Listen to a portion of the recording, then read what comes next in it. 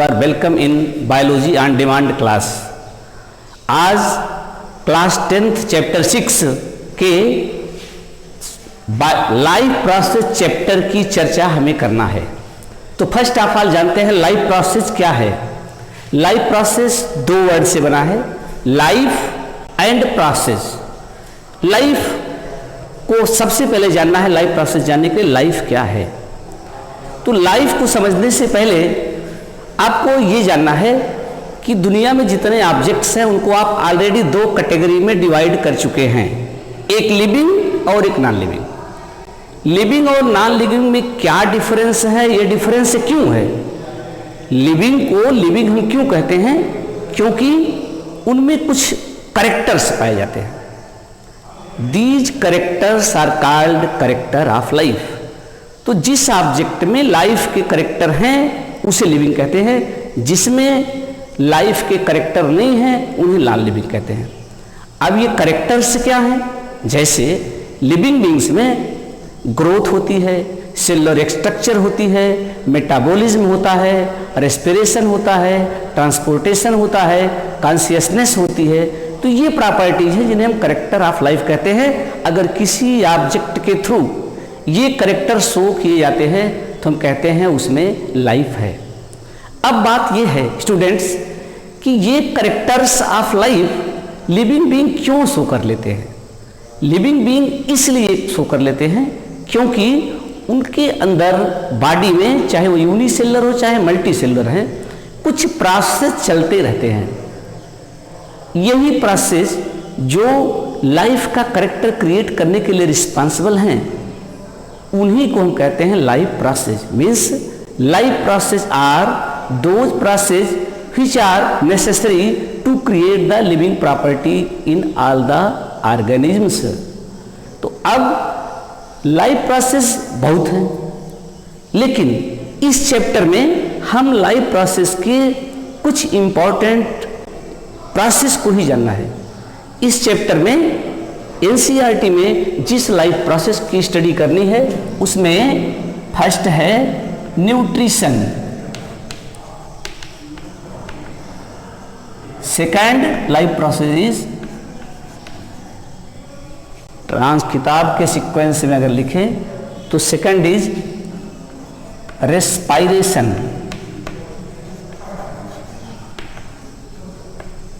Third one is transportation and fourth one is excretion. तो पूरे life process के chapter में हमें इन चार प्रोसेस को जानना है, nutrition, respiration, transportation and excretion. But today's we will discuss about nutrition. Nutrition, आप न्यूट्रिशन जाने इसके पहले स्टूडेंट्स आपको ये टर्म जान लेना जरूरी है, nutrients.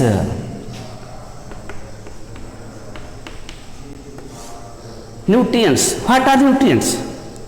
To create the living property, there are various substances are required by the living being. In the absence of these substances, living being cannot create the living property. तो nutrients ऐसे substance हैं जो living property create करने के लिए जरूरी हैं। अब ये nutrients living being कैसे obtain करता है, न्यूट्रिएंट्स कैसे ऑब्टेन करेगा, इसी प्रोसेस को कहते हैं न्यूट्रिशन। तो nutrition is that life process through which organism obtain their nutrients.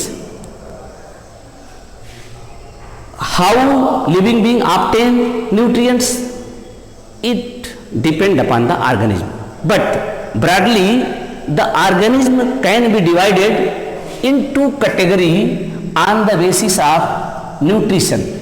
First, autotrophic nutrition,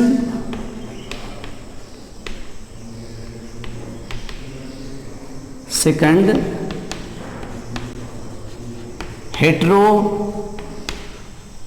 heterotrophic nutrition.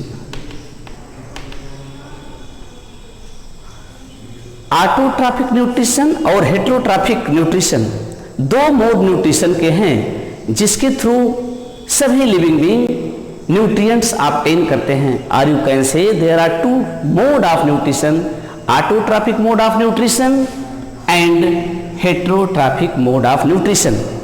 तो सबसे पहले हमें जानेंगे ऑटोट्रॉफिक मोड ऑफ न्यूट्रिशन क्या है। Autotrophic mode of nutrition is that mode of nutrition in which organisms are capable to synthesize their food, especially by the process of photosynthesis. Autotrophic mode of nutrition is generally used by green plants.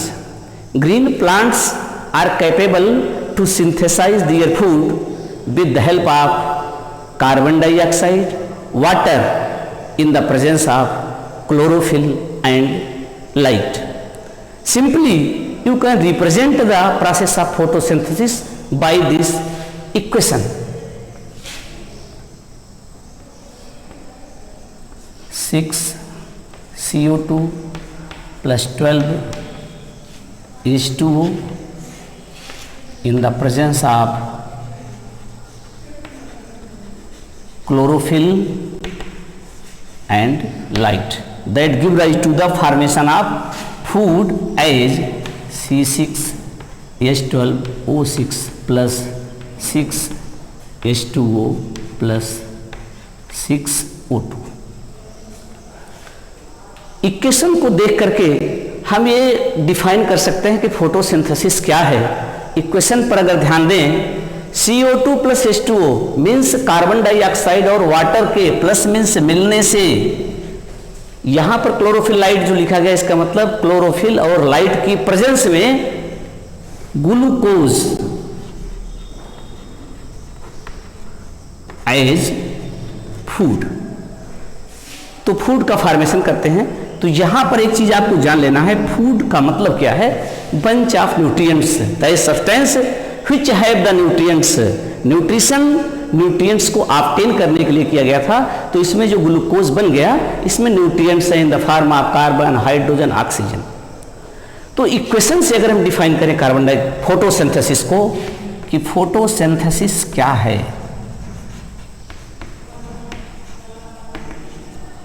Photosynthesis, तो photosynthesis is the process of green plants through which they can synthesise their food with the use of carbon dioxide and water. During this process, oxygen is evolved out as byproduct.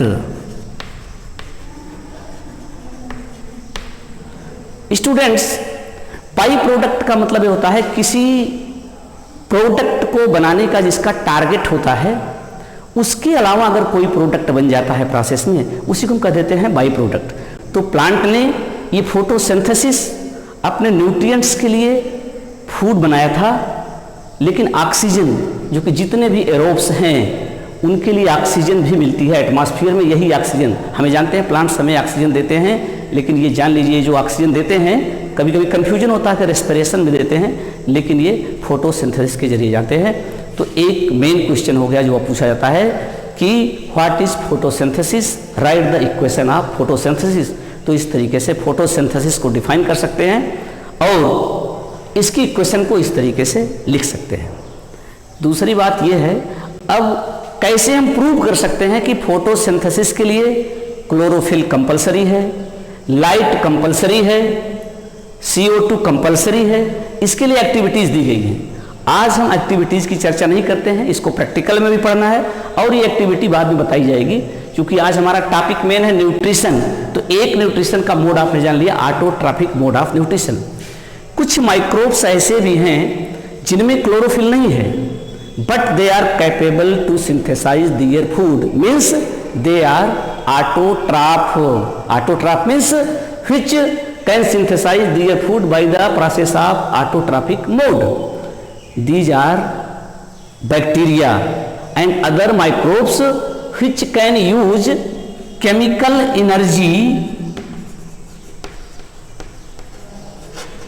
At the place of light energy. जब light energy use होती है तब हम food formation की process को photosynthesis कहते हैं, लेकिन जब केमिकल एनर्जी यूज होती है तब इसे हम कीमोसिंथेसिस कहते हैं। तो आपने ये जाना कि ऑटोट्रॉफिक दो तरह से फूड सिंथेसाइज करते हैं, एक है कीमोसिंथेसिस और एक है फोटोसिंथेसिस। कीमोसिंथेसिस के बारे में डिटेल में आप हायर क्लासेस में जानेंगे, इसकी हमें चर्चा नहीं करनी है। तो फोटोसिंथेसिस जान गए हैं, एक्टिविटी बाद में जानेंगे। अब हम आते हैं second mode of nutrition, that is heterotrophic mode of nutrition.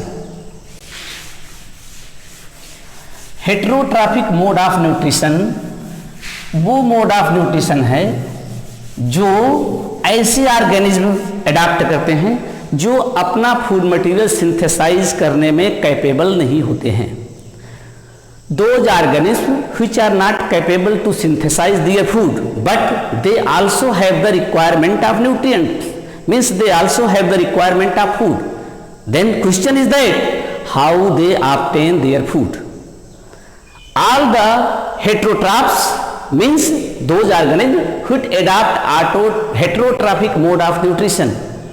They obtain their food directly or indirectly from the autotroph which synthesize their food by the autotrophic mode of nutrition. Means heterotrophs अपना food green plant से obtain करते हैं, direct या indirect. अब ये autotroph ने जो food बनाया उसको ये कैसे ऑब्टेन करेंगे, अब उस मेथड के बेस पर how heterotrophs obtain their food. Heterotrophic mode of nutrition कई टाइप का होता है। For example saprophytic mode of nutrition. Saprophytic mode of nutrition और saprophytic nutrition. Similarly parasitic nutrition, holozoic nutrition. तो हेटेरोट्रॉफ्स में जो बेसिक न्यूट्रिशन के मोड हैं, कैसे वो ग्रीन प्लांट्स ने जो फूड सिंथेसाइज किया उसको कैसे ऑब्टेन करते हैं, उस मेथड के बेस पर इन्हें सैप्रोफाइटिक कहते हैं। ये सैप्रोफाइटिक न्यूट्रिशन तब है जब डेड और डिकेइंग मटेरियल से हेटेरोट्रॉफ फूड ऑब्टेन करते हैं। पैरासाइटिक किसी होस्ट से ऑब्टेन करते हैं। होलोजोइक में इन दोनों से एक चेंज है। सैप्रोफाइटिक और पैरासाइटिक जनरली अपना फूड एब्जॉर्प्टिव मोड से लेते हैं। वो सिंपलर फॉर्म में फूड आइटम होता है, स्मॉल होगा, सिंपल होगा, उसको डायरेक्ट एब्जॉर्ब करते हैं मोस्टली। बट होलोजोइक में ये फूड लेने के बाद उसको डाइजेस्ट करते हैं, तब वो बॉडी में यूज होने लायक होता है। तो स्पेशली आपको चैप्टर में होलोजोइक मोड ऑफ न्यूट्रिशन जानना है। Holozoic mode of nutrition specially दो ऑर्गेनिज्म में, एक तो आपको जानना है अमीबा में होलोजोइक न्यूट्रिशन कैसे होता है, और एक आपको जानना है ह्यूमन बीइंग्स में। तो आप अमीबा में और ह्यूमन बीइंग्स में न्यूट्रिशन जानेंगे। तो सबसे पहले हम अमीबा में न्यूट्रिशन करते हैं, जो कि एक इम्पॉर्टेंट टॉपिक है और ये पूछा भी जाता है कि अमीबा में न्यूट्रिशन की प्रोसेस को एक्सप्लेन कीजिए थ्रू फिगर। तो सबसे पहले हम बताते हैं अमीबा एक्चुअली ये यूनिसेलुलर ऑर्गेनिज्म है।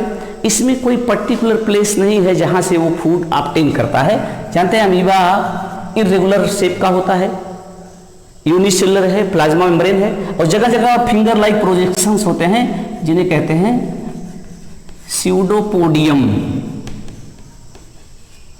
प्लूरल में इसी को स्यूडोपोडिया भी कहते हैं। अब ये न्यूट्रिशन का स्टेप जो होता है, सबसे पहले अमीबा की प्लाज्मा मेम्ब्रेन या जो आउटर कवरिंग इसके कांटेक्ट में इसका फूड आता है। ये फूड पार्टिकल है। ये फूड पार्टिकल जब अमीबा की सरफेस के कांटेक्ट में आता है तो अमीबा की मेम्ब्रेन उस प्लेस पर, स्पेशली स्यूडोपोडियम के प्लेस पर, ये अंदर की ओर मुड़ जाती है।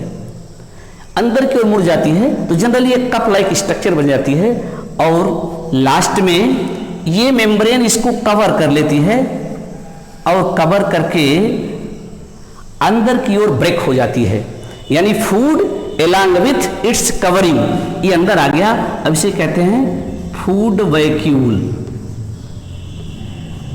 तो अमीबा अपना फूड सरफेस से, स्पेशली स्यूडोपोडियम के हेल्प से, जो कि इसका लोकोमोटरी ऑर्गन है, इसके लोकोमोशन में या चलने में हेल्प करता है, लेकिन इसके अलावा ये फूड को ऑब्टेन करने में भी हेल्प करता है और अमीबा अपना फूड पार्टिकल फूड वैक्यूल के फॉर्म में अंदर ले लेता है और इसी के अंदर, सेल के अंदर इसका डाइजेशन होता है, जिसे कहते हैं intracellular digestion.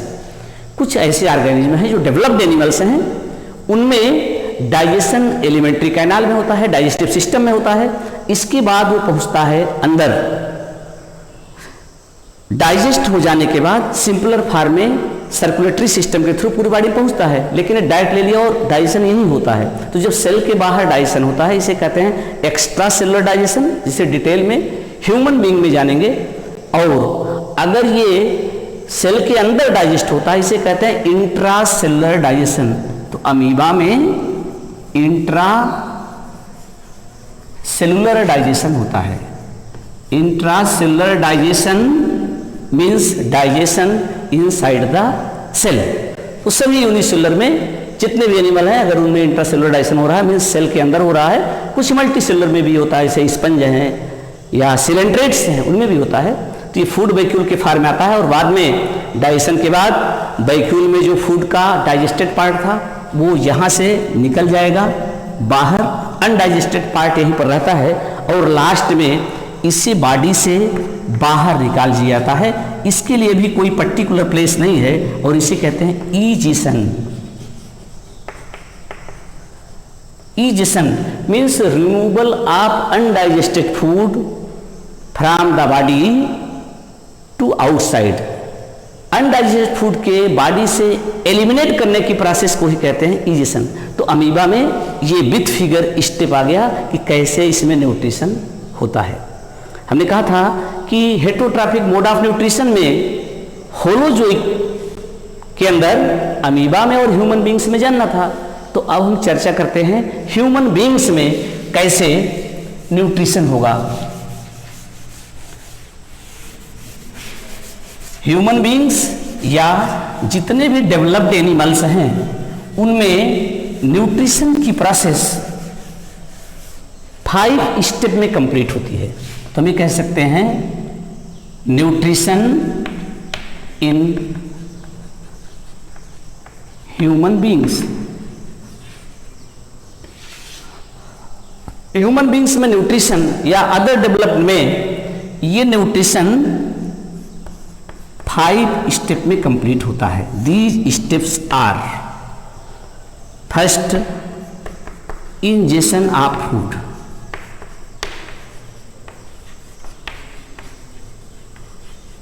Second, digestion of food. Third,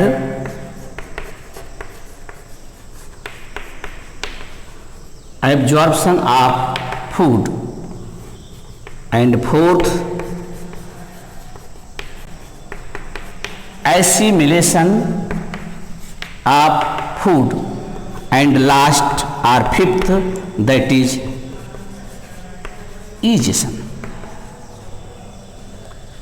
तो ह्यूमन बीइंग्स में या अदर डेवलप्ड एनिमल्स में न्यूट्रिशन की प्रोसेस 5 स्टेप में कंप्लीट होती है। These 5 steps are injection of food, digestion of food, absorption of food, assimilation of food and ultimate injection of food.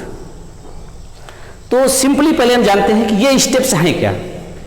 Injection of food की meaning है food को अंदर ले लेना। तो हम ये बता रहे थे इंजेक्शन ऑफ फूड का मतलब फूड मटेरियल को अंदर ले लेना। डाइजेशन का मतलब कि उस फूड को छोटे छोटे पार्टिकल्स में सिंपलर फॉर्म में कन्वर्ट कर देना, क्योंकि जो फूड ऑब्टेन किया जाता है डायरेक्टली वो यूज होने लायक नहीं होता है। अल्टीमेट फूड का यूज सेल में होना है और अभी ये सेल में यूज होने लायक नहीं था। दो रीजन था, एक तो जो फूड था वो कॉम्प्लेक्स फॉर्म में था, सेकंड चीज ये लार्ज था in size, large in size. तो दो रीजन हैं, कॉम्प्लेक्स है और साइज में लार्ज है। इन दोनों वजह से दो प्रॉब्लम है। पहली बात तो इजीली ये सेल में पहुंच नहीं पाएगा, दूसरा सेल में इसका यूज नहीं हो पाएगा। सेल में यूज होने के लिए इस कॉम्प्लेक्स फॉर्म को सिंपल हो जाना चाहिए, इसी फॉर्म यूज होगा। दूसरा साइज इसकी स्मॉल होनी चाहिए। तो अब ये कॉम्प्लेक्स और लार्ज फॉर्म ऑफ फूड को सिंपल और स्मॉल फॉर्म में कन्वर्ट करने के लिए जो प्रोसेस होती है वही डाइजेशन है। यानी digestion is that process of nutrition through which complex and large form of food material can converted into its simpler and small phase. Third, absorption. जो फूड डाइजेस्ट हो गया, इसके लिए डाइजेस्टिव सिस्टम है। एलिमेंट्री कैनाल के different part के जरिए food का डाइजेशन होता है। डाइजेस्ट हो जाने के बाद जब ये सिंपल और स्मॉल फॉर्म में हो जाता है तो पूरी बॉडी के सेल में जाने के लिए ये ब्लड में जाता है। तो ब्लड ही हर सेल में बॉडी के डिफरेंट पार्ट तक फूड को पहुंचाता है। तो एब्जॉर्प्शन क्या हुआ कि the process of transfer of digested food from the alimentary canal to the circulatory system और the process of coming out the digested food in blood is known as absorption. हमने पहले ही कहा कि अभी न्यूट्रिशन कंप्लीट नहीं हुआ, food cell में पहुंच जाए, यूज होने लायक हो जाए तभी होगा। अभी ये सेल में नहीं पहुंचा, ब्लड में चला गया और ब्लड में जाना ही एब्जॉर्प्शन हो गया। अब नेक्स्ट स्टेप आता है एसिमिलेशन ऑफ फूड। ब्लड ने पूरे फूड आइटम को बॉडी में पहुंचा दिया हर जगह। ये फूड सिंपलर फॉर्म में पूरे बॉडी के सेल्स में पहुंच गया और सेल में जा करके ये सेल का पार्ट बन जाता है, साइटोप्लाज्म का पार्ट बन जाता है। तो डाइजेस्टेड फूड का सेल में जाके उसका पार्ट बन जाना, उसमें मिल जाना ही कहलाता है एसिमिलेशन ऑफ फूड। तो डाइजेस्टेड फूड का सेल में यूज होना ही एसिमिलेशन कहलाता है। अब आते हैं नेक्स्ट और last step, egestion of food क्या है। जो फूड ऑब्टेन किया गया था ह्यूमन बींग्स के द्वारा या अदर जो एनिमल हो, स्पेशली हमें ह्यूमन बींग्स में फोकस करना है, वो फूड पूरी तरीके से डाइजेस्ट हो गया जरूरी नहीं है। डाइजेस्ट नहीं हुआ, इसके दो रीजन हो सकते हैं।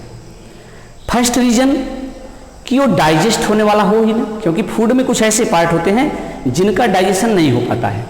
और दूसरा रीजन किन्हीं कारणों से वो डाइजेस्ट हो ना पाया हो, चाहे वो डाइजेस्टिव सिस्टम की डिसऑर्डर रही हो, चाहे वो डाइजेशन में हेल्प करने वाले जो सिक्रीशंस हैं, गैस्ट्रिक जूस हैं या डाइजेस्टिव एंजाइम्स हैं, उनमें कोई प्रॉब्लम रही हो। तो दो रीजन से चाहे वो डाइजेस्ट ना हो पाया हो, चाहे वो डाइजेस्ट होने वाला हो ही नहीं। जैसे हम मैक्सिमम जो फूड लेते हैं वो प्लांट सोर्स से लेते हैं, प्लांट से आते हैं फूड। ये जो प्लांट सोर्स से आते हैं फूड, उनमें सेलुलोज, एक एग्जांपल बताते हैं, सेलुलोज रहता है क्योंकि वो फूड आइटम भी सेल से बना होगा। तो प्लांट सेल में सेलुलोज पाई जाती है। सेलुलोज को डाइजेस्ट करने वाला ह्यूमन बींग में कोई एंजाइम नहीं होता है। तो ऐसे और कुछ और भी पार्ट हैं। तो ये जो डाइजेस्ट नहीं हो पाए वो बॉडी में रह जाएंगे, डाइजेस्टिव सिस्टम में रह जाएंगे, एलिमेंट्री कैनाल में रह जाएंगे। एलिमेंट्री कैनाल में रह जाएंगे तो एक दिक्कत है, अगर ये कलेक्ट होते रहे, बचते रहे, क्योंकि डाइजेस्ट नहीं हुआ तो उसका एब्जॉर्प्शन नहीं होगा, एसिमिलेशन नहीं होगा, एब्जॉर्प्शन नहीं होगा, तो एलिमेंट्री कैनाल में रह जाएगा। और एलिमेंट्री कैनाल में अगर ये ऐसे थोड़ा थोड़ा बचता जाएगा, at last that condition also will come when alimentary canal will be completely filled up to the neck तक तो भर गया अनडाइजेस्टेड से, तो आगे फूड ले भी नहीं पाएंगे, डाइजेस्ट कर भी नहीं पाएंगे। तो ये रीजन है कि जो अनडाइजेस्टेड फूड है उसको बॉडी से निकालना जरूरी है। और यही removal of undigested food material is known as egestion. तो इस प्रकार ह्यूमन बींग्स में न्यूट्रिशन की प्रोसेस 5 स्टेप में कंप्लीट होती है। और 5 स्टेप आपने जान लिया। शॉर्ट में फिर से समराइज कर देते हैं। इंजेक्शन ऑफ फूड का मतलब फूड को अंदर कर लेना, डाइजेस्टिव सिस्टम में पहुंचा देना। डाइजेशन का मतलब फूड को स्मॉलर और सिंपलर फॉर्म में ब्रेक कर देना, ब्रेक डाउन ऑफ फूड है। एब्जॉर्प्शन का मतलब डाइजेस्टेड फूड का ब्लड में पहुंच जाना, एसिमिलेशन का मतलब ब्लड के जरिए बॉडी के डिफरेंट पार्ट में पहुंच जाना और सेल में मिल जाना, और इजेशन का मतलब है अनडाइजेस्टेड फूड का बॉडी से बाहर निकलना। अब बात यह है कि डाइजेस्टिव सिस्टम में, एलिमेंट्री कैनाल में फूड का डाइजेशन होता कैसे है। तो इसके लिए सबसे पहले आपको डाइजेस्टिव सिस्टम की यानी एलिमेंट्री कैनाल और उसके डिफरेंट पार्ट की स्ट्रक्चर जाननी होगी, और कहाँ पर किस फूड आइटम का किस प्रकार से डाइजेशन होता है, इसकी चर्चा हम अगले अपने वीडियो में करेंगे।